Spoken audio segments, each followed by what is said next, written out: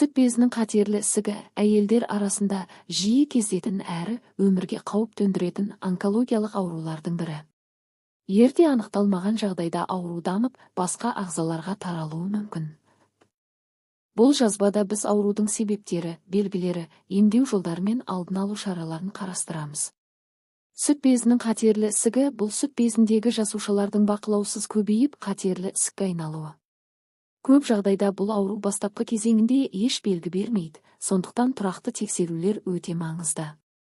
Себептері: аурудың пайда болуына тұқым қуалаушылық, гормондық өзгерістер, дұрыс тамақтанбау, артық салмақ, алкогольді тұтыну және сәулелік әсер себеп болуы мүмкін.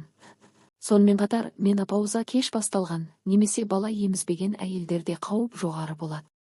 Алғашқы белгілері: тері астындағы түй немесе қатайған жер, емшек формасының өзгеруі, емшек ұшының ішке қарай тартылуы, сүт безінен бөлінетін сұйықтық, қолтық астының ісінуі. Егер мұндай белгілер байқалса, дереу маммологқа қаралу қажет. Диагностика: сүт безінің қатерлі ісігі маммография, ультрадыбыстық зерттеу және биопсия арқылы анықталады. Алдын алу үшін жыл сайын профилактикалық тексеруден өту маңызды. Емдеу жолдары: хирургиялық жолмен алып тастау, мастектомия. Химиотерапия, ісік жасушаларын жою үшін. Сәулелік терапия, сәулемен емдеу. Гормондық терапия, гормондық деңгейлерді реттеу арқылы емдеу. Иммунотерапия, иммун жүйесін ісікке қарсы белсендіру. Емдеу жоспары ісіктің сатысына, түріне және науқастың жағдайына қарай таңдалады.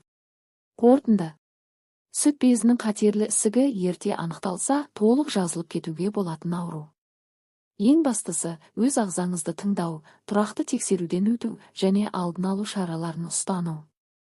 Әр әйел өз денсаулығына жауапты екенін ұмытпауы қажет.